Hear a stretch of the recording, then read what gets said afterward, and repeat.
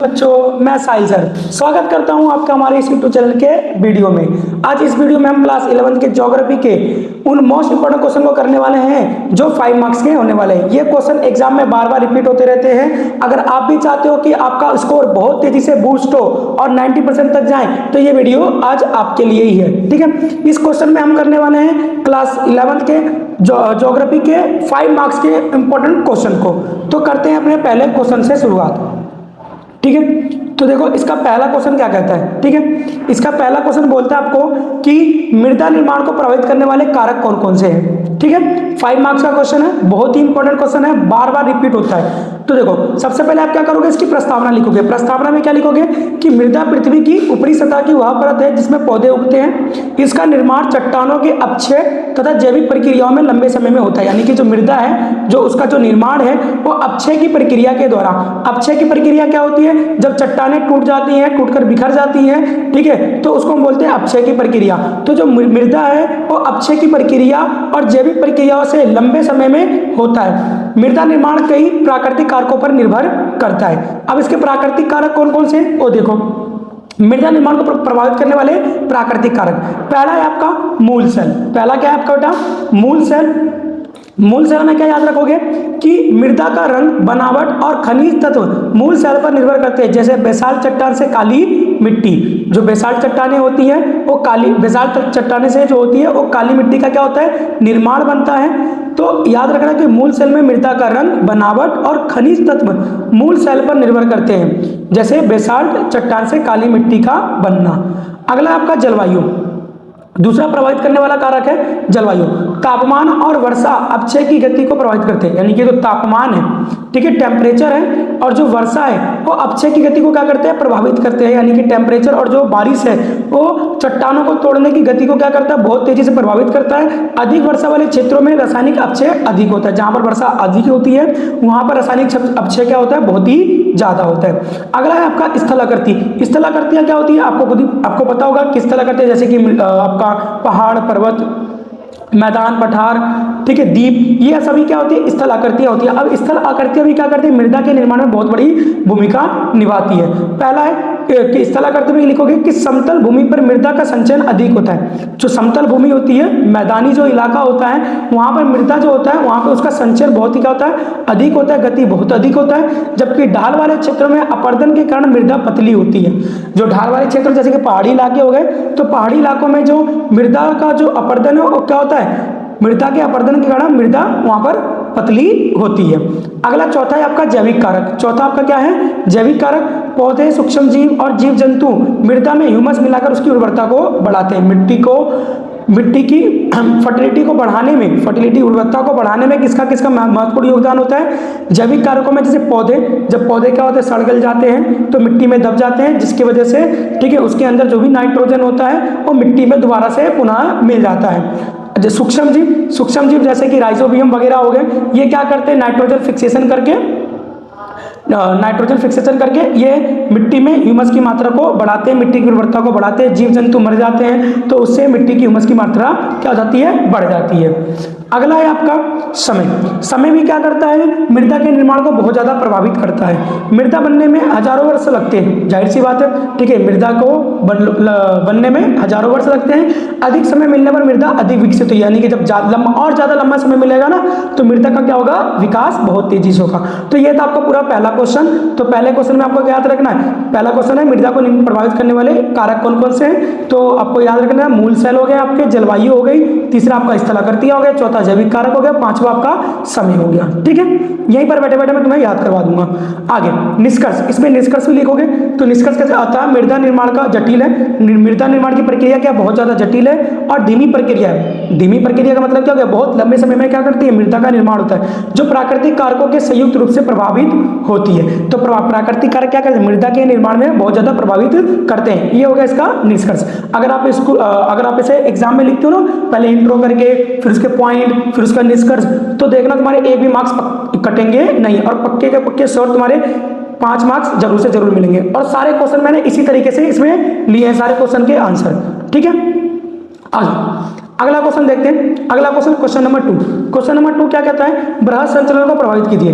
यानी कि बृहद संचलन का संचलन मतलब पता है गति, और भूसंकलन की 5 विशेषताएं बतानी है। बृहद संचलन बताना है आपको, फिर उसके भूसंकलन की 5 विशेषताएं बतानी है। चलिए देखिए, पृथ्वी की सतह पर चट्टानें और मृदा का स्थान परिवर्तन विभिन्न प्राकृतिक शक्तियों के कारण होता है। जो पृथ्वी की जो सतह है और जो सतह पर जो चट्टानें हैं और जो मिट्टी है का जो स्थान परिवर्तन विभिन्न प्राकृतिक शक्तियों के कारण होता है। इसका चट्टानें और जो मृदा का जो स्थान होता है वो परिवर्तित होता रहता है। इसके निम्नलिखित विभिन्न प्राकृतिक शक्तियां हैं, इनमें गुरुत्वाकर्षण की महत्वपूर्ण भूमिका है। गुरुत्वाकर्षण क्या करता है, चट्टानें और मृदा के स्थान को बहुत तेजी से क्या करता है, उसको विभिन्न बहुत तेजी से उसको क्या करता है, स्थापित करता है, स्थान में परिवर्तित करता है। आगे, अब बृहद संचलन क्या होता है, ये तो आपकी प्रस्तावना होगी कि आप कैसे इसको लिखोगे। अब जो क्वेश्चन पूछा था बृहद संचलन क्या है, बृहद संचलन मतलब बृहद संचलन वह प्रक्रिया जिसमें चट्टान या मृदा गुरुत्वाकर्षण के प्रभाव से ढाल की दिशा में नीचे की ओर खिसकती है। सिंपल से आपको याद करना है कि जब मृदा और जो चट्टानें होती हैं गुरुत्वाकर्षण के कारण, ठीक है, नीचे गिरने लग जाती है तो उसको हम क्या बोलते हैं, बृहद संचलन कहते हैं। अब भूसंकलन आपको पता ही है, आए दिन आप न्यूज़पेपर में सुनते रहते हो, न्यूज़ में सुनते रहते हो कि यहाँ पर भूसंकलन हो गया, इस इलाके में भूसंकलन हो गया। तो भूसंकलन में होता क्या है, तो भूसंकलन में जो मिट्टी होती है, जो मृदा होती है, जो चट्टानें होती है, टूट टूट कर, ठीक है, खिसक खिसक कर क्या हो जाती है, गिर जाती हैं। और इसके गिरने का प्रमुख कारण क्या है, गुरुत्वाकर्षण बल। ठीक है, अब देखिए भूसंकलन की विशेषताएं कौन कौन सी है ना, भूसंकलन की हम देखते हैं विशेषताएं कौन कौन सी है। तो पहली विशेषता आपकी बेटा पर्वतीय क्षेत्रों में अधिक होता है। ठीक है, जाहिर सी बात है, आप जब भी न्यूज़ में सुनते हो ना तो वहीं पर बताता है कि आज हिमाचल प्रदेश में भूसंकलन हो गया, उत्तराखंड में भूसंकलन हो गया, जम्मू कश्मीर में भूसंकलन हो गया। तो पर्वतीय क्षेत्रों में जो भूसंकलन होता है बहुत तेजी से होता है।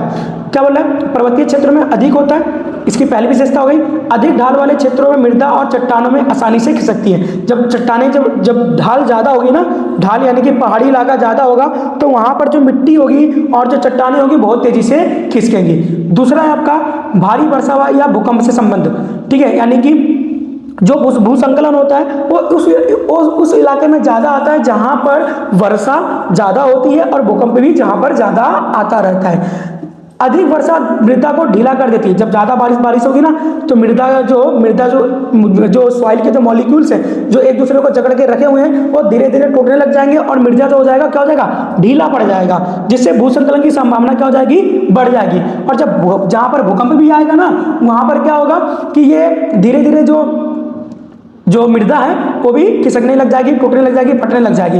अगला, अचानक होने वाली प्रक्रिया, इसकी अगली विशेषता क्या है, अचानक होने वाली प्रक्रिया है। ठीक है, अचानक ही तो होता है ना, भूसंकलन अचानक होता है जिससे अधिक नुकसान होता है। ठीक है, तो इसकी विशेषता आपने क्या क्या देखा, पर्वतीय क्षेत्रों में अधिक होता है, भारी वर्षा या भूकंप वाले क्षेत्र में ज़्यादा होता है और अचानक होने वाली प्रक्रिया है। अगला, मानव गतिविधियों का प्रभाव, मानव गतिविधियों के द्वारा भी क्या होता है, भूसंकलन होता है। मान लीजिए कहीं पर क्या हो रहा है, खनन हो रहा है, कहीं पर खुदाई चल रही है, सड़क बन रहा है या वनों को काटा जा रहा है, तो जिससे क्या होगा, भूसंकलन बहुत तेजी से होगा। अगला, जन धन की हानि, इसकी अगली विशेषता क्या है, इससे क्या होता है, जब ये भूसंकलन आता है तो क्या करते हैं, बहुत सारे लोगों की जान चली जाती है। ठीक है, बहुत सारे के घर बाहर चले जाते हैं। ठीक है, तो यह प्राकृतिक आपदा के रूप में जान और संपत्ति दोनों को क्या करती है, बहुत ज़्यादा नुकसान पहुंचाती है। ठीक है, आगे क्या है, आगे इसका निष्कर्ष देखो, इसका निष्कर्ष क्या कहता है कि निष्कर्ष में आप लिखोगे, इस प्रकार भूसंकलन बृहद संचलन का प्रमुख उदाहरण है। ठीक है, भूसंकलन क्या है, एक प्रकार का बृहद संचलन का प्रमुख उदाहरण है जिससे प्राकृतिक और मानव दोनों कारक प्रभावित होते हैं। ये आपका क्या होगा, इसका निष्कर्ष। तो आपको भी पेपर में ऐसे ही लिखना, पहले आप इंट्रो लिखेंगे, फिर उसके बाद पॉइंट लिखेंगे, फिर उसके बाद क्या लिखेंगे, निष्कर्ष। आपके गारंटेड एक भी मार्क्स नहीं कटेंगे और क्लास में आप अप्रिशिएट भी होंगे कि भाई इस बच्चे ने बहुत अच्छा से लिखा था। आइए, सबसे मोस्ट इंपॉर्टेंट क्वेश्चन है आपके ज्योग्राफी के क्लास 11th में, बहुत बार आता रहता है और आपको भी याद होगा। ठीक है ना, बहुत सारे बच्चे होंगे जिनको ये याद होगा पहले से। तो आज मैं एक बार शॉर्ट रिवीजन करवा देता हूँ आपका।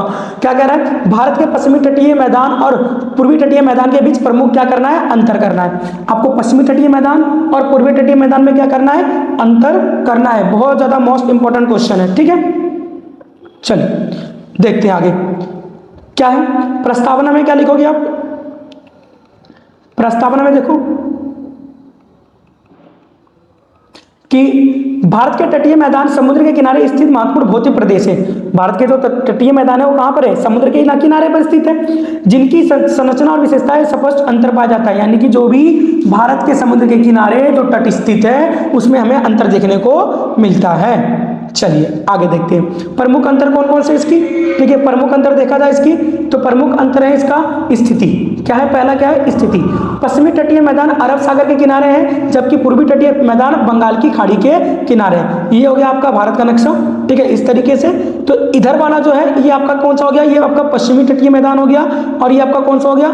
पूर्वी तटीय मैदान हो गया। इधर आपका आ गया अरब सागर। ठीक है, इधर कौन सा आ गया आपका? अरब सागर। ठीक है, ये वाला इलाका कौन सा हो गया आपका? अरब सागर वाला इलाका हो गया। ये आपका कौन सा हो गया? बंगाल की खाड़ी वाला। तो जो पश्चिमी तटीय मैदान है वो कहाँ पर है आपका? अरब सागर के किनारे है, और जो पूर्वी तटीय मैदान है वो आपके बंगाल की खाड़ी के किनारे है। ठीक है, समझ में आया? आगे तो इसकी स्थिति समझ में आ गई। स्थिति में आप पॉइंट बना के लिख लोगे। आगे देखिए चौड़ाई की बात करते हैं तो पश्चिमी तटीय मैदान संकीर्ण है, पतला है। ठीक है, पश्चिमी तटीय मैदान जो ये पश्चिमी तटीय मैदान है आपका, ये काफी ज्यादा क्या है? पतला है। ये पतला है। ठीक है ना, पश्चिमी तटीय मैदान क्या है? पतला है। और जो पूर्वी तटीय मैदान है वो काफी चौड़ा है ना। आपको इसकी चौड़ाई भी समझ में आ गई, स्थिति समझ में आ गया, चौड़ाई समझ में आ गई। अगला है आपका नदी डेल्टा। नदी डेल्टा कौन?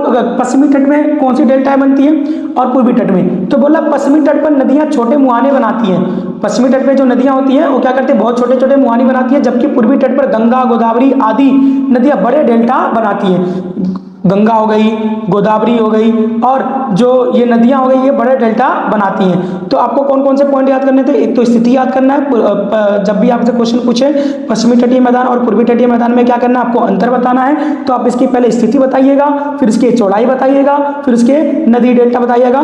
ठीक है, अगला देखते हैं। अगला पॉइंट बंदरगाह। बंदरगाह क्या है? पश्चिमी तट पर प्राकृतिक बंदरगाह अधिक है, जबकि पूर्वी तट पर कम है। जो प्राकृतिक बंदरगाह यानी कि नेचुरली जो यहाँ पे पोर्ट है वो ज्यादा आपको दिखाई देते हैं, और पूर्वी तटीय पर क्या है? बहुत ही कम है। स्थलाकृति पूर्वी तट पर अधिक समतल है। स्थलाकृति पूर्वी तट क्या अधिक समतल है, मैदानी इलाका है, समतल है, पटा हुआ है, जबकि पश्चिमी तट पर ढाल अधिक है। पश्चिमी तट पर ढाल कैसा है? अधिक है। ठीक है, तो इसकी 5 क्या हो गए? प्रमुख अंतर हो गए। आप इसके अलावा भी अपने पास से भी पॉइंट एड ऑन कर सकते हैं। ठीक है, जो भी पॉइंट आप ऐड ऑन करेंगे ना तो कमेंट में मेरे को बताना आपने कौन कौन से पॉइंट को ऐड ऑन किया है। ठीक है, ताकि और भी बच्चों का हेल्प हो जाए, क्योंकि मेरे को तो सब बहुत सारे क्वेश्चन करवाने हैं, तो सारे पॉइंट तो मैं ऐड ऑन कर नहीं सकता। तो जो इंपॉर्टेंट पॉइंट है मैंने उसको ऐड ऑन कर दिया है। आगे आइए निष्कर्ष। निष्कर्ष क्या है इसका? इस प्रकार दोनों तटीय मैदान अपने भौगोलिक संरचना और आर्थिक महत्व के आधार पर एक दूसरे से भिन्न है। तो यानी कि इसमें हमें समान रूप से विभिन्नता दिखाई देती है। चल अगला क्वेश्चन नंबर 4। क्वेश्चन नंबर 4 देखिए, बोला भारत के हिमालयी अपवाह तंत्र के प्रमुख विशेषताओं का वर्णन करिए। यानी कि सिंपल पूछ रहा है, हिमालय के नदी तंत्र की विशेषता बतानी है। हिमालय नदी तंत्र की आपको क्या बतानी है? विशेषता बतानी है। ठीक है, चलिए प्रस्तावना में क्या लिखेंगे? देखिए प्रस्तावना में लिखेंगे हिमालय से निकलने वाली नदियां भारत के अपवाह तंत्र का एक महत्वपूर्ण भाग है। ये नदियां देश की कृषि और जीवन प्रणाली में महत्वपूर्ण भूमिका निभाती है। ये नदियां क्या करती है? देश की कृषि प्रणाली और जीवन प्रणाली में महत्वपूर्ण भूमिका निभाती है, क्योंकि उत्तरी भारत में जो भी खेती बाड़ी की जाती है वो सारा का सारा हिमालय की नदियों से निकलने वाले ही जल से किया जाता है। ठीक है, तो इसका आर्थिक महत्व भी है और इसका भौगोलिक बहुत महत्व भी है। चलिए आइए इसकी प्रमुख विशेषताएं देख लेते हैं। हिमनद और वर्षा दोनों से जल प्राप्त। जो हिमालय की जो नदियां होती है इसमें वर्षा जल पर भी निर्भर मिलता है। ठीक है, इन नदियों को वर्ष भर जल मिलता रहता है। ठीक है, यानी कि ये क्या है? आपके वार्षिक है। ये वार्षिक है, कभी सूखते नहीं है, इसलिए सदा नीरा है। ये कैसी नदियां हैं? सदा नीरा हैं। तो हिमालय की नदियां कैसी होती है? सदा नीरा होती हैं। क्यों होती हैं? क्योंकि इनमें वर्ष क्या मिलता रहता है? जल मिलता रहता है। आइए लंबी नदी प्रणाली, यानी कि हिमालय नदी जो अपवाह तंत्र है उसकी जो नदियों की जो प्रणाली है वो कैसी है? लंबी है। हिमालय नदियां लंबी दूरी तय करती है और विशाल नदी मैदान बनाती हैं। ठीक है, तो इसकी समझ में आया। दूसरा पॉइंट कि ये लंबी नदी प्रणाली है, हिमालय की नदियां लंबी होती है और विशाल मैदान बनाती है। तो आप कमेंट में करके बताना हिमालय की कौन कौन सी नदियां हैं, हिमालय से निकलने वाली कौन कौन सी नदियां और उनमें से सबसे बड़ी कौन सी नदी है। जल्दी से कमेंट करके आप बताना। आगे आइए गहरी घाटियों का निर्माण, ये क्या करती है, बहुत ही गहरी घाटियों का क्या करती है, निर्माण करती है हिमालय नदियां। हिमालय की जो नदियां होती है इनकी घाटियां कैसी होती है, गहरी होती है, वी आकार की घाटियां बनाती हैं, ठीक है ना, वी आकार की घाटियां बनाती है। पर्वतीय भाग में ये नदियां गहरी और संकरी घाटियां बनाती हैं। घाटियां कैसी होती है, गहरी होती हैं लेकिन पतली होती है, वी आकार की घाटियां भी हमें देखने को मिलती है। आगे जलोढ़ मृदा का निर्माण, जलोढ़ मृदा का निर्माण, जलोढ़ मृदा का निर्माण कैसे करती हैं, जब ये नदियां हिमालय से निकलकर आती है ना, तो ये क्या करती है, अपने साथ बहुत ही ज्यादा क्या लेकर, गाद लेकर आती हैं, मिट्टी लेकर आती हैं, और उन मिट्टी को लेकर क्या करती है, उत्तर भारत के मैदानी इलाके में छोड़ देती हैं, जिससे क्या होता है, जलोढ़ मैदान का क्या होता है, निर्माण होता है। और ये जलोढ़ मैदान कैसी होती है, बहुत ही ज्यादा उपजाऊ होती है। तो ये भी याद रखना, जो उत्तर भारत का जो इलाका है वहां पे किस प्रकार के मिट्टी पाए जाते हैं, तो जलोढ़ मिट्टी पाई जाती है। और ये जलोढ़ मिट्टी कौन लेकर आती है, हिमालय की नदियां लेकर आती हैं, ठीक है। आगे विशाल डेल्टा का निर्माण, यहां पर क्या होता है, विशाल डेल्टा का निर्माण करते हैं, समुद्र में गिरते समय बड़ा डेल्टा बनाती है, ठीक है, समुद्र में गिरते समय क्या करती है, बड़ा डेल्टा बनाती है, जैसे कि ब्रह्मपुत्र नदी क्या करती है, सुंदरवन डेल्टा बनाती है, ठीक है। तो ये आपके इसके 5 पॉइंट हो गए, किसके, हिमालय अपवाह तंत्र के 5 पॉइंट। आइए निष्कर्ष में क्या लिखेंगे, हिमालय नदियां भारत के कृषि, जल संसाधन और भू आकृति विकास के लिए अत्यंत क्या है, महत्वपूर्ण है। चलो आगे आओ, अगला क्वेश्चन देखते हैं, ठीक है। आइए अगला क्वेश्चन है क्वेश्चन नंबर 5। क्वेश्चन नंबर 5 देखो, ठीक है। क्वेश्चन नंबर 5 क्या कह रहा है, भारत के प्रायद्वीपीय अपवाह तंत्र की प्रमुख विशेषता बताइए। तो देखो बेटा, आपके भारत के प्रायद्वीपीय अपवाह तंत्र, हिमालय अपवाह तंत्र, पश्चिमी तटीय मैदान, पूर्वी तटीय मैदान, इनमें से कोई, तीनों में से कोई ना कोई 2 क्वेश्चन आपको पक्का देखने को मिलेंगे, ठीक है। तो आप इन तीनों क्वेश्चन को तो पक्का के पक्का करके जाना। अगर आपको मार्क्स उठाने हैं, 90 के आसपास जाना है, तो ये 3 क्वेश्चन आपको करके जाना, बहुत ही ज्यादा इंपॉर्टेंट है। चलिए क्वेश्चन नंबर 5 में क्या, भारत के प्रायद्वीपीय अपवाह तंत्र की प्रमुख विशेषताएं हमें बतानी है। तो देखो क्या है, प्रायद्वीपीय भारत की नदियां प्राचीन स्थलखंड से निकलती हैं। जो प्रायद्वीपीय भारत की जो नदियां हैं वो प्राचीन स्थलखंड से निकलती हैं, ठीक है ना। तो आप ये बताना, ठीक है, आप कमेंट करके बताना कि जो प्रायद्वीपीय इलाका है हमारा, वहां पे सबसे प्राचीन स्थलखंड कौन सा है, सबसे प्राचीन स्थलखंड कौन सा है, जल्दी से कमेंट करके बताना मेरे को। उनकी प्रकृति हिमालय नदियों से भिन्न होती है, इसकी जो प्रकृति है हिमालय नदी से क्या है, भिन्न है। तो क्वेश्चन ऐसे भी आ जाता है, प्रायद्वीपीय नदी तंत्र और हिमालय नदी तंत्र में दोनों में क्या करिए, अंतर कीजिए। तो मैं आपको दोनों को अलग अलग करके बता रहा हूं, आप अंतर आप खुद ही कर लोगे। चलिए आपका प्रमुख विशेषताएं क्या है, मैंने आपको बताया, इसका प्रस्तावना बताया। आप इसकी प्रमुख, प्राचीन स्थलखंड से उद्गम होती हैं ये नदियां, कठोर चट्टान वाले क्षेत्र से निकलती हैं। ये नदियां कहां से निकलती हैं, कठोर चट्टान वाले क्षेत्र से निकलती हैं। वर्षा पर आधारित है, ये जो प्रायद्वीपीय नदियां होती है वर्षा पर आधारित होती है। बारिश आएगी तो उसमें पानी रहेगा, बारिश नहीं आएगी तो उसमें पानी नहीं रहेगा। इनका जल प्रवाह मुख्यतः मानसून वर्षा पर निर्भर करता है। अगला है चौड़ी एवं उथली घाटियां, इसकी जो घाटियां होती है काफी चौड़ी होती है और उथली होती है, ऊपर की हुई। लंबे समय के अपर्दन के कारण घाटियां चौड़ी हो जाती है, लंबे समय तक क्या होता है, इसमें अपर्दन होता है, ठीक है ना। तो घाटियां क्या हो जाती है, काफी ज्यादा चौड़ी हो जाती है। अगला है आपका कम जल प्रवाह परिवर्तन, इसमें क्या होता है, जो जल है वो बहुत कम प्रवाह होता है। ये नदियों में जल की मात्रा अपेक्षाकृत स्थिर रहती है। जैसे भी मैंने हिमालय नदी में बताया ना, हिमालय की नदियां क्या बहुत तेजी स्पीड से चलती हैं, लेकिन जो प्रायद्वीपीय नदी तंत्र की जो नदियां हैं वो क्या करती है, बहुत ही स्लो चलती है। समझ में आ रहा है, समझ में आ रहा है तो जल्दी से लाइक कर दो, ठीक है। समझ में आ रहा है तो क्या करो, लाइक करो जल्दी से, ठीक है, ठीक है। समझ में आ रहा है, जल्दी से लाइक करो। आगे देखो, अगला है आपका कम जल प्रवाह परिवर्तन, मैंने बता ही दिया। जल प्रपातों की अधिकता, यानी कि प्रायद्वीपीय नदियों में जल प्रपात, जल प्रपात क्या होते हैं, वाटरफॉल होते हैं। ऊंचाई में अंतर होने से कई जलप्रपात बनते हैं, यहाँ पर हमें जलप्रपात भी देखने को मिलते हैं, ठीक है। आपको मैं बता रहा हूं कि इसके अलावा भी कुछ आप पॉइंट को ऐड ऑन कर सकते हो, ठीक है। आगे देखिए, आगे है आपका, ठीक है। इस प्रकार निष्कर्ष में क्या लिखोगे, इस प्रकार प्रायद्वीपीय अपवाह तंत्र भारत के आकृति विकास का प्राचीन और स्थिर उदाहरण है, ठीक है। समझ में आया, ये हो गया आपका प्रायद्वीपीय नदी तंत्र। इसमें याद रखना ये मानसूनी होती है, ठीक है, मानसूनी होती है, कठोर चट्टानों से निकलती है, प्राचीन चट्टानों से निकलती हैं। इसमें अपरदन ज़्यादा होता है, जिसके कारण घाटियाँ चौड़ी होती हैं, ठीक है, जलप्रपात अधिक में यहाँ पे पाए जाते हैं, ठीक है। तो आप कमेंट करके बताना मेरे को कि प्रायद्वीपीय नदी तंत्र में सबसे बड़ा जलप्रपात कौन सा है, ठीक है। अगला क्वेश्चन है आपका क्वेश्चन नंबर 6, काष्ठ स्थलकृति के विकास में अपरदन की भूमिका का विवेचन कीजिए।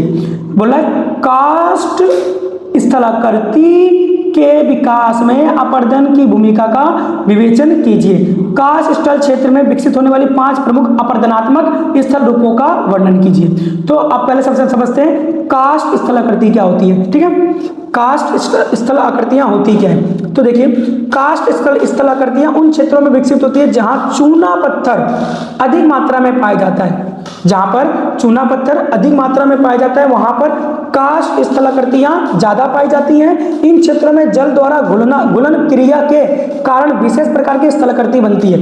यहाँ पे जल क्या करती है, चूने पत्थर को घुला लेती है और घुलाने के बाद वहां पे विभिन्न प्रकार की स्थलाकृतियां बनती हैं। आपसे पूछेगा क्वेश्चन में तो आप लिख लोगे ना कि काष्ठ स्थलाकृतियां वो स्थलाकृतियां होती है जहां पर चूना पत्थर अधिक मात्रा में पाया जाता है और जल के द्वारा घुलन क्रिया के कारण विशेष प्रकार के स्थल रूप बनते हैं। इस प्रक्रिया में अपरदन की महत्वपूर्ण भूमिका होती है।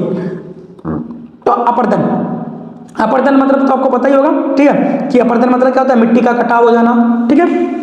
आइए अपरदन के कौन कौन से क्वेश्चन क्या पूछा था कि काष्ठ स्थल में विकसित होने वाले प्रमुख अपरदनात्मक स्थल रूप बताने हैं। अपरदन के कारण कौन कौन से स्थल रूप बनते हैं, काष्ठ स्थलाकृति में अपरदन के कारण कौन कौन से स्थल रूप बनते हैं। चलिए आइए पहला आप याद है लैपिज, क्या याद करेंगे, लैपिज।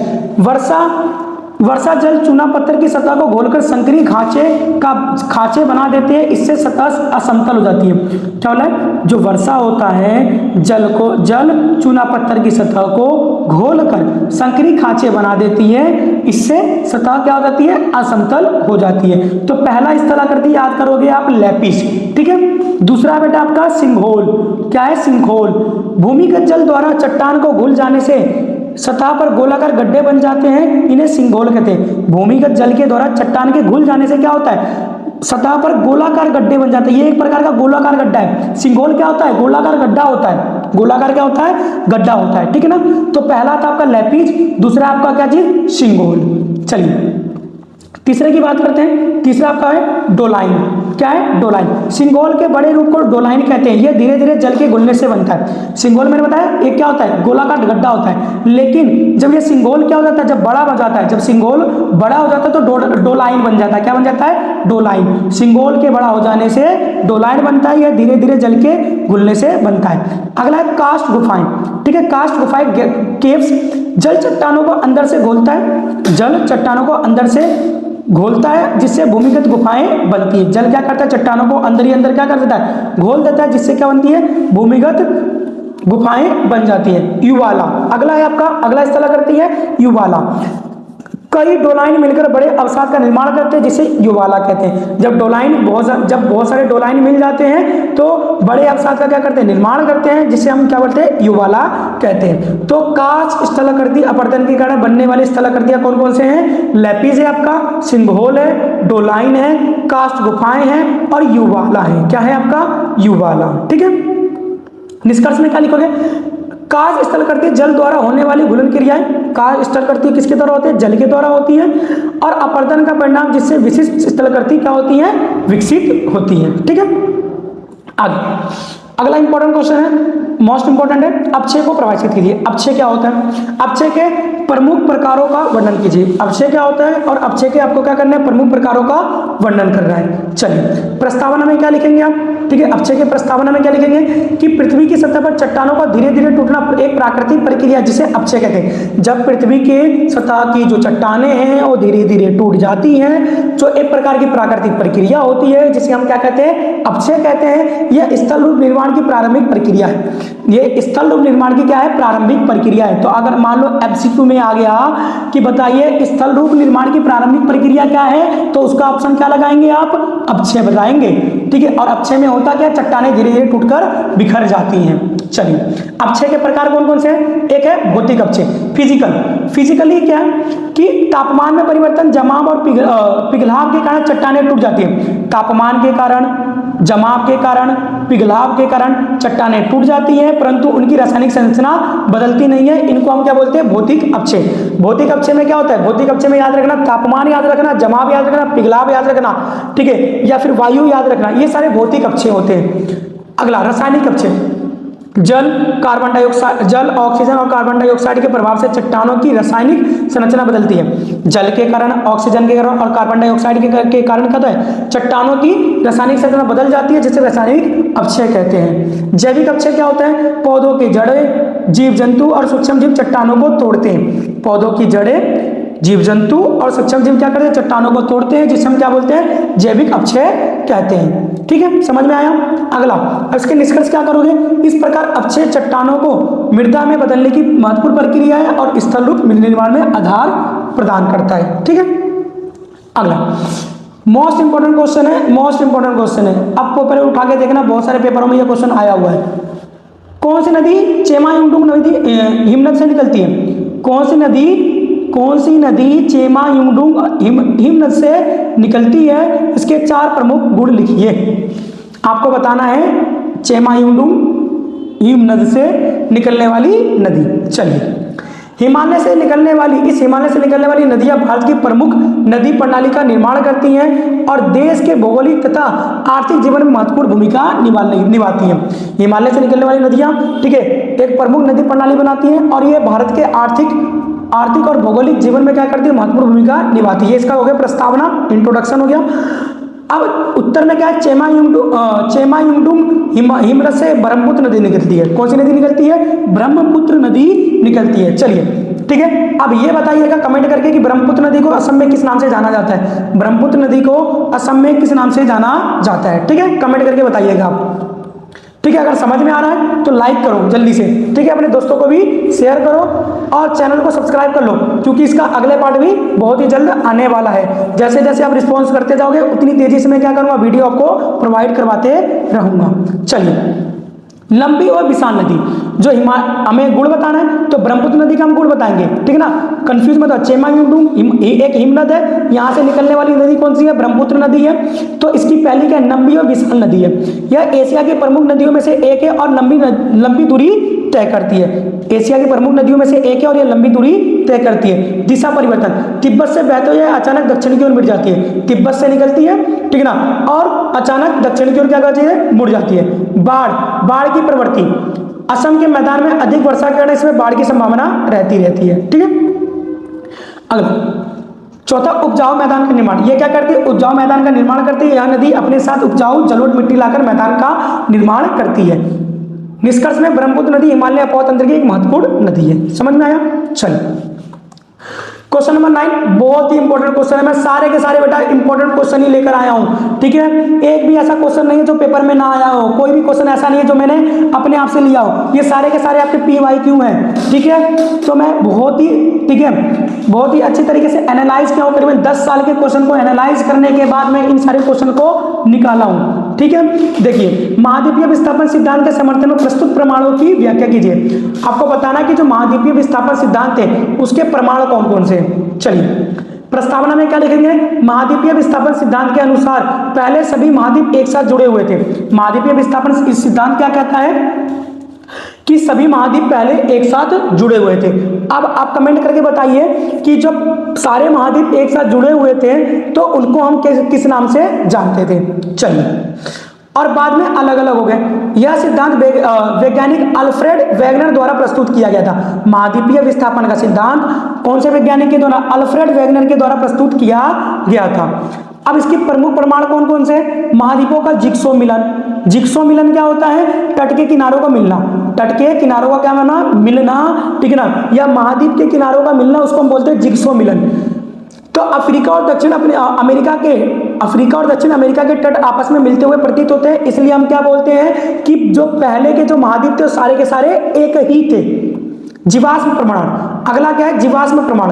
विभिन्न महाद्वीपों का समान जीवाश्म विभिन्न महाद्वीपों पर समान जीवाश्म पाए गए हैं, जिससे उनके पहले जुड़े होने का संकेत मिलता है। ठीक है, जीवाश्म प्रमाण अभी हमें क्या करता है, संकेत देता है कि पहले के जो सभी महाद्वीप थे एक साथ जुड़े हुए थे। और आपको कमेंट करके क्या बताना, जल्दी से बताओ मेरे को। ठीक है, चट्टानों की समानताएं, अलग अलग महाद्वीपों पर समान आयु और संरचना वाली चट्टानें पाई गई हैं। अलग अलग महाद्वीपों पर समान आयु के, कि भाई इस महाद्वीप का और इस महाद्वीप की जो चट्टानें हो एक ही आयु के हैं और संरचना वाली चट्टानें पाई गई हैं। जलवायु प्रमाण, आज के गर्भ क्षेत्रों में हिमनदों के निशान मिले हैं जो प्राचीन स्थिति को दर्शाते हैं। ठीक है, ये हो गए इसके महाद्वीपीय विस्थापन के सिद्धांत। निष्कर्ष में इन प्रमाणों से स्पष्ट होता है कि महाद्वीपीय समय के साथ अपनी स्थिति बदलते रहे हैं। ठीक है, अल्फ्रेड वेगनर कहते हैं कि अभी भी ये क्या कर रहे हैं, विस्थापित हो रहे हैं। अल्फ्रेड वेगनर क्या कहते हैं, ये अभी भी विस्थापित हो रहे हैं। चल क्वेश्चन नंबर 10, क्वेश्चन नंबर 10 क्या कहता है, पूरा चुंबकीय अध्ययन ने सागरीय अधस्थल के विस्तार सिद्धांत का समर्थन किस प्रकार किया है। जो पूरा चुंबकीय अध्ययन ने सागरीय का जो सागरीय अधस्थल के विस्तार के सिद्धांत को किस प्रकार से समर्थन दिया है, उदाहरण सहित समझाइए। तो आपको याद रखना है कि सागरीय अधस्थल विस्तार सिद्धांत के अनुसार समुद्र तल लगातार फैल रहा है। जो सागरीय अधस्थल विस्तार सिद्धांत है वो क्या कहता है कि समुद्र का जो स्थल है वो लगातार फैल रहा है। ठीक है, लगातार क्या कर रहा है, फैल रहा है। और नई भूपट्टी का क्या हो रहा है, भूमि की नई पट्टी का निर्माण हो रहा है। इस सिद्धांत को पूरा चुंबकीय अध्ययन ने समर्थन मिला है। यह समर्थन क्यों करता है, तो इसकी व्याख्या देखिए। चुंबकीय धारियों की खोज, समुद्री तल के चट्टानों में चुंबकीय धारियां पाई गई है। समुद्र का जो तल है ना, वहां पे हमें चुंबकीय धारियां पाई गई है, चुंबकीय क्षेत्र पाए गए हैं जो मध्य महासागरीय पर्वतमाला के दोनों ओर समान थी। दूसरा, पृथ्वी के चुंबकीय ध्रुवों का परिवर्तन। पृथ्वी का जो चुंबकीय जो ध्रुव है उसमें क्या हो रहा है, परिवर्तन। समय समय पर पृथ्वी के चुंबकीय ध्रुव बदलते रहे हैं, जिसके रिकॉर्ड समुद्री चट्टानों में सुरक्षित है। सममिति रेखाएं, ठीक है, सिमेट्रिक पैटर्न। ठीक है, क्या चीज, सिमेट्रिक पैटर्न। तो दोनों ओर समान चुंबकीय पैटर्न से सिद्ध हुआ है दोनों ओर समान चुंबकीय पैटर्न से सिद्ध हुआ है कि नई चट्टानें बीच में बनी रही हैं और पुरानी चट्टानें दूर जा रही है। जो नई चट्टानें हैं वो बनी रही हैं और पुरानी चट्टानें क्या, और एक दूसरे से दूर जा रही है। निष्कर्ष क्या है, इस प्रकार चुंबकीय अध्ययन ने महासागरीय अधस्थल विस्तार सिद्धांत को क्या वैज्ञानिक द्वारा आधार प्रदान किया है। तो महासागरीय जो अधस्थल का विस्तार का जो सिद्धांत है उसको पूरा चुंबकीय अध्ययन ने क्या किया है, समर्थन दिया है। तो बच्चों ये थे आपके 10 मोस्ट इंपोर्टेंट क्वेश्चन जो 5 मार्क्स के थे। ठीक है, और भी इसके क्वेश्चन बचे हुए हैं, तो और क्वेश्चन को मैं अगले वीडियो में नेक्स्ट पार्ट में करवाऊंगा। आप अपना रिस्पॉन्स दीजिए कि आपको वीडियो कैसा लगा, वीडियो पसंद आई हो। ठीक है, तो कमेंट करके बताना ताकि मुझे और मोटिवेशन मिले इसी तरीके की वीडियो को बनाने के लिए। और इन क्वेश्चन को आप कर लें, आपके स्कोर को मैं गारंटेड बोल रहा हूं बहुत ज्यादा क्या करेगा, ये बूस्ट करेगा। ठीक है, तो चलते हैं, तब तक के लिए टाटा बाय बाय, मिलते हैं अगले वीडियो में।